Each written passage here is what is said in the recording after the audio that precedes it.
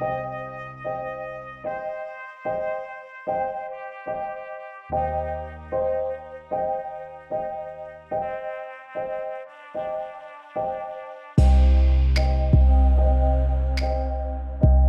grandes missions ethnographiques des années 30, c'est l'idée d'une ethnologie où on se met à distance de l'autre sans faire de l'observation participante, sans s'immerger dans la société. La discipline, dans les années 30, se construit à travers ces méthodes spécifiques pour montrer qu'il s'agit bien d'une science. Il s'agit d'obtenir la reconnaissance institutionnelle de l'ethnologie comme science. C'est une discipline naissante qui voit le jour véritablement en 1925 avec la création de l'Institut d'ethnologie par justement Marcel Mauss. Tous les ethnologues de cette époque en fait rapportent une grande masse d'objets au musée d'ethnographie, puis au musée de l'homme.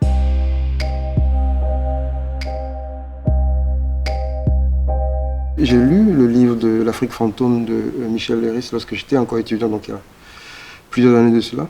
Alors donc ça a été pour moi un vrai choc et puis une grande découverte donc, de me familiariser avec les objets, de pouvoir avoir donc, accès aux fiches qui ont été faites, de pouvoir les voir également en vrai pour certains. Puisque j'avais forte envie de découvrir ces objets-là. Et donc l'occasion m'est donnée de les découvrir et puis de travailler avec ces objets-là. C'est une expérience très enrichissante pour la jeune historienne que je suis, parce qu'on découvre, on redécouvre des objets de toute nature, des objets du quotidien, des objets usuels, qui sont aujourd'hui encore très présent dans le quotidien des Sénégalais. Et la mission a su collecter tous ces objets-là. La mission de Paris, c'est une étape très importante en juin 2023. Dans le cadre de cette courte enquête, il était question de faire un séjour au Quai Branly, de visiter les fiches d'émission, de travailler sur les fiches d'émission, revoir les fiches qui ont été remplies par l'équipe. Pour chaque fiche d'objet, les membres de la mission ont rempli une fiche en 9 points, et parmi ces 9 points, il y a une catégorie renseignement ethnique qui pose plusieurs problèmes. D'abord, pour les membres de la mission, ces renseignements ethniques concernent les utilisateurs de l'objet et non pas les producteurs ou les créateurs qui n'apparaissent pas du tout dans le système de pensée des ethnologues à cette époque. Cela aura pour conséquence, dans les années et les décennies qui vont suivre, de faire disparaître et de rendre anonymes tous ces créateurs et producteurs africains.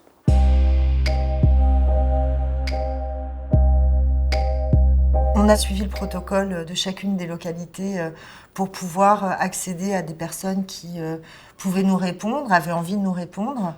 Et donc là, les réactions ont été très variées, très nuancées. Et même si nous n'avons pas fait les 340 localités, je pense qu'on est autour de 30 localités en tout, il nous a semblé avoir quand même un échantillon représentatif des diversités de points de vue, de réactions et de mémoire aussi sur la mission Dakar Djibouti et surtout la collection. The counter-investigation in Addis Ababa was conducted based on the photograph, displaying the photograph taken by the mission Dakar Djibouti in 1930s. We exhibited these pictures in the National Museum of Addis Ababa.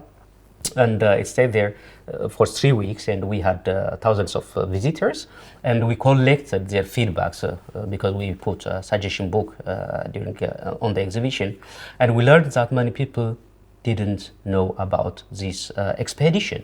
So it was a kind of a new platform to learn what has happened nearly 90 years ago in Addis Ababa and Gondar. So I mean, this is a good way to know what people think and what people, this generation, know about the mission Dakar Djibouti.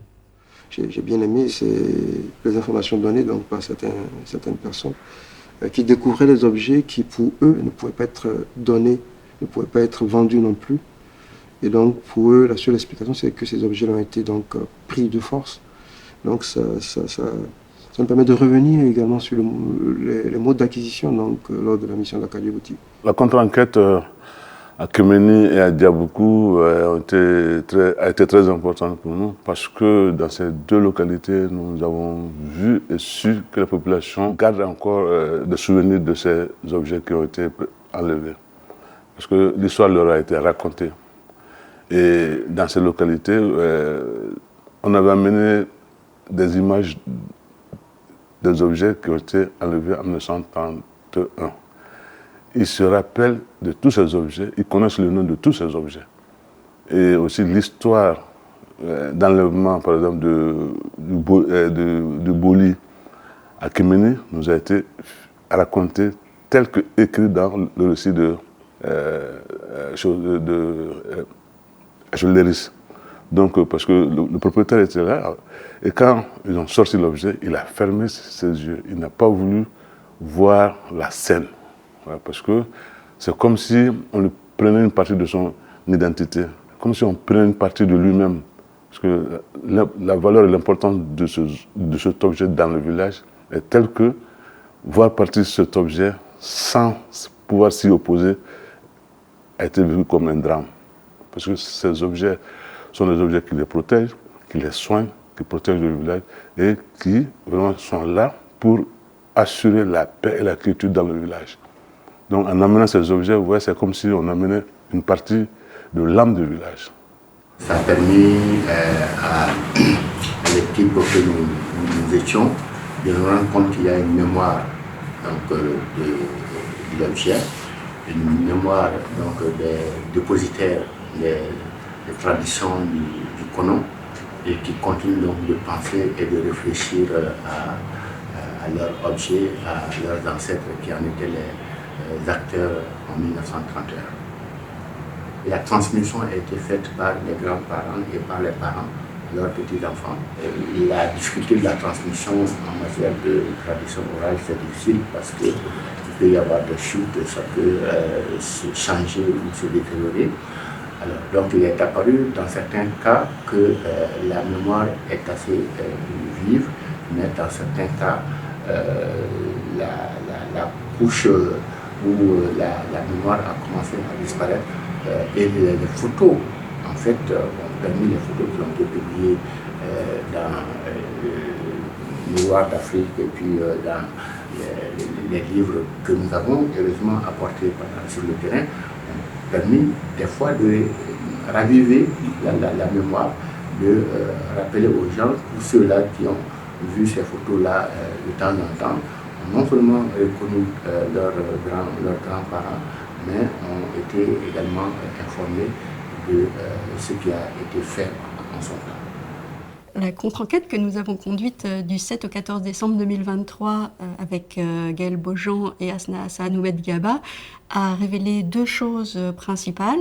Elle a d'une part mis en lumière une étape de la mission Dakar-Djibouti qui était jusqu'alors très méconnue, l'étape djiboutienne donc, qui jusqu'à présent était toujours considérée comme une sorte de point d'étape de la mission, un point d'arrivée avant le retour de la mission en métropole. Et avec cette étape, le travail réalisé par Deborah Lipschitz, qui s'est intéressée principalement à ce qu'on appelait à l'époque la vie féminine. Et donc elle a fait porter ses enquêtes sur les premières règles, le mariage, le divorce, l'excision. Et son travail de collecte a consisté à collecter des objets appartenant plutôt à la vie ordinaire et relevant toujours de l'univers féminin.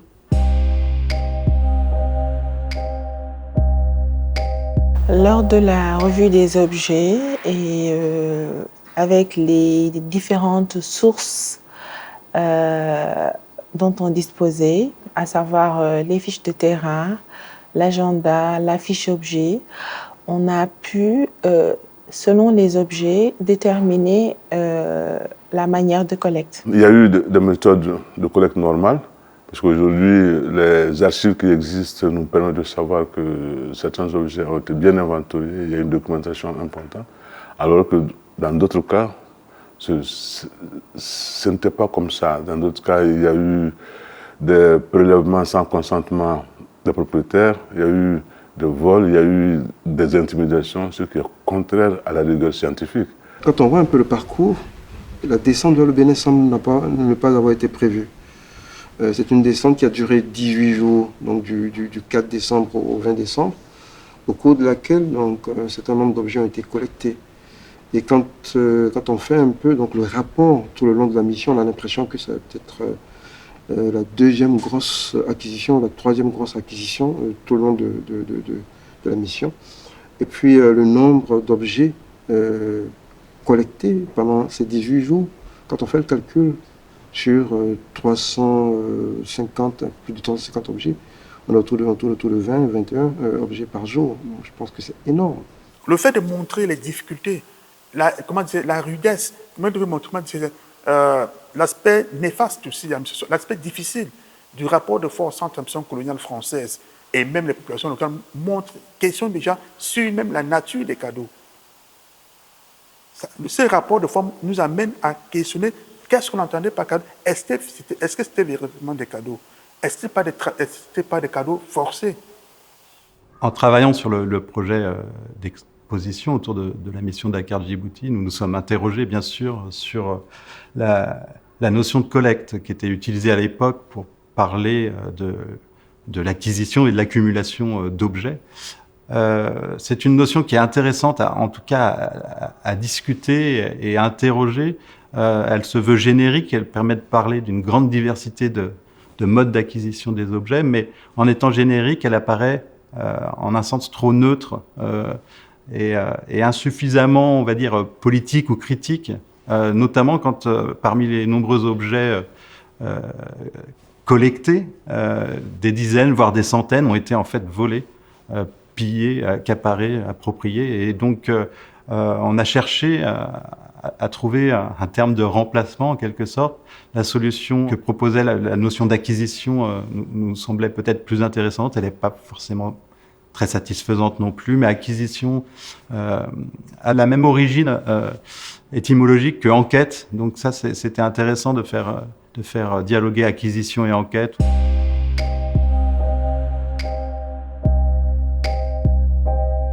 Concernant le projet d'exposition de la mission Dakar-Djibouti, la contre-enquête, je pense que cette manière collaborative de travailler, pour moi, est tout à fait positive parce qu'elle permet de recueillir les impressions de différents points du globe, d'échanger à propos de nos expériences différentes et aussi de tirer le meilleur parti de nos rencontres. Le Sénégal peut apprendre de l'Éthiopie, l'Éthiopie apprend du Sénégal, le Mali apprend du Bénin. Donc je pense que cette démarche inclusive, collaborative est vraiment à saluer. Aujourd'hui, l'interdisciplinarité dans la recherche est une évidence. Aucune personne, aucun spécialiste à lui seul ne peut tout comprendre d'un objet. Donc il faut qu'on se mette ensemble et qu'il y ait plusieurs regards sur le même objet, ce qui peut aboutir à l'apport de plusieurs disciplines sur ce même objet. Donc ça permet d'avoir plus d'informations et ça permet d'aller beaucoup plus pour l'information objective qu'avec l'information subjective. La mission Dakar-Djibouti est considérée comme un moment fondateur de l'ethnologie professionnelle française. Étant moi-même ethnologue, j'en suis en quelque sorte l'héritier, et c'est un héritage lourd, complexe. Mais l'ethnologie adossée à un projet colonial est aussi une discipline qui est sans doute la première à avoir entrepris de se décolonialiser, c'est-à-dire d'interroger la part coloniale de sa démarche, de ses méthodes, de ses objets. Et donc, évidemment, de nombreuses choses ont changé dans la discipline depuis la mission Dakar-Djibouti. L'ethnologie, au moment de sa naissance, a choisi d'avoir comme objet d'étude spécifique les sociétés lointaines, les sociétés dites exotiques, en occultant toutes les études sur l'Europe et sur la France, qui étaient à l'époque dites études folkloriques. Juste après-guerre, en fait, ce champ des études sur l'Europe, sur la France, revient dans le giron des études ethnologiques en France. Et donc l'ethnologie n'est plus simplement une discipline du lointain, mais aussi une discipline du proche, qui va en plus aussi dans les décennies suivantes, pas immédiatement après la guerre, mais s'occuper de globalisation, de mondialisation. On n'est plus dans l'étude de sociétés isolées en Afrique ou ailleurs. Ce qu'ont entrepris les ethnologues au moment des décolonisations, c'est de ne plus considérer cette science qu'est l'ethnologie comme une science fondée sur l'objectivité du regard du chercheur ou de la chercheuse, de l'ethnologue. En fait, c'est une science qui repose sur une production des savoirs qui est intersubjective, qui se joue dans l'interlocution, dans la discussion, les échanges.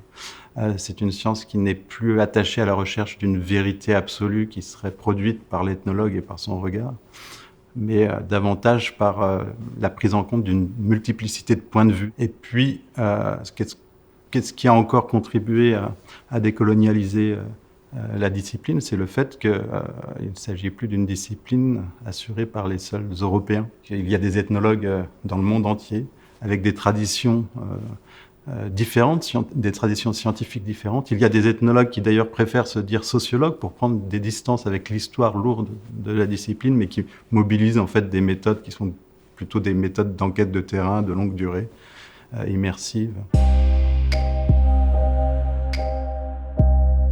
La restitution justement est devenue quelque chose d'extrêmement fort au Bénin, puisque la restitution a déterminé aujourd'hui la mise en place de beaucoup de projets, des projets muséaux par exemple, qui vont voir le jour dans le paysage culturel béninois. La demande de restitution effectuée par le Mali est le résultat d'un long processus. Donc ce processus a commencé d'abord par une rencontre qui a eu lieu ici au Mali, où le gouvernement a réuni les spécialistes pour discuter de la question et savoir quelle doit être la position du Mali. Nous avons mené avec nos collègues de Kebrandi une étude de provenance et qui nous a amené à travailler avec différentes sources. Et c'est à partir de toutes ces données et aussi des résultats des enquêtes menées au Mali que le gouvernement du Mali a fait une requête. I have a kind of reservation on the art collections, like religious paintings removed from the wall of the sanctuary of Abba Antonios. It was a public property, but they negotiated with the priestess and managed to remove and bring it to Paris. I mean, they were assigned to protect and run the churches, not to sell the churches. So here it comes the question of an alienation in this way, we can say. So you can align all these church objectives from the fellows of the Ethiopian Orthodox Church.